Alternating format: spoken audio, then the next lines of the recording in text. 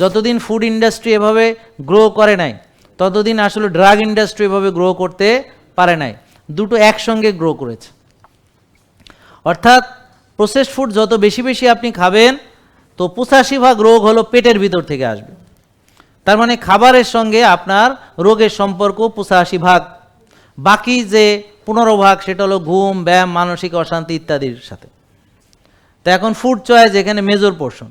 এখন যখন আপনার দেশটা এমন হবে যেখানে বাজার ভর্তি সব প্রসেসড, আল্ট্রা প্রসেসড, হাইব্রিড ফল ফ্রুট সব কিছু এবং কেমিক্যাল ফার্টিলাইজার, পেস্টিসাইড দিয়ে উৎপাদিত শাক সবজি, চাষের মাছ, চাষের গরু, চাষের ছাগল, চাষের মুরগি, চাষের ডিম, এভাবে যদি বাজার ভর্তি থাকে যেগুলো আপনি সয়াবিন তেলে রাঁধতে খাবেন, তাহলে এই জাতি ওষুধ নির্ভর জাতিতে পরিণত হইতে বেশি সময় লাগবে না। সেটা অলরেডি প্রমাণিত, প্রুভড, এটা অলরেডি এস্টাবলিশড। কারণ প্রতিটা ঘরে ঘরে ছোটোখাটো ফার্মেসি আছে, এই ফার্মেসিগুলো আপনাদের ঘরেই আছে, এই ওষুধগুলো আপনারাই খান, আর যে ওষুধ খায় সে তো রুগী।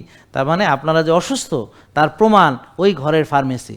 তাহলে আপনারা যারা এখন ওষুধ খাইতেছেন, কেন খাইতেছেন? কারণ আপনাদের ভিতরে হয় ঘুমের সমস্যা আছে, রাত জেগে টেনশন করেন, দুশ্চিন্তা করেন, হতাশ হন, অথবা আপনার ব্যায়াম নেই বা কায়িক শ্রম নেই, অথবা আপনার খাবার, যে খাবারগুলো বাজার থেকে কিনে কিনে খাচ্ছেন সেগুলো সব প্রসেসড, আল্ট্রা প্রসেসড, সেগুলোকে বারবার খাচ্ছেন, আবার বেশি বেশি খাচ্ছেন এবং নিজের যত্ন নিচ্ছেন না এবং নিজেকে সময় দিচ্ছেন না এবং আপনার জীবনে ডিসিপ্লিন নাই, অথবা সবগুলোই একত্রিতভাবে আপনার ভিতরে উপস্থিত আছে।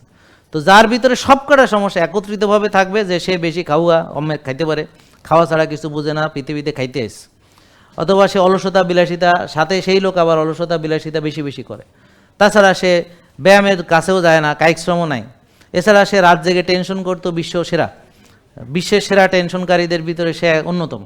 তা এখন সে চ্যাম্পিয়ন চিন্তাবিদ, সে অনেক টেনশন করে, পৃথিবীর সব দুঃখ তার একার, আর কারো দুঃখ নেই।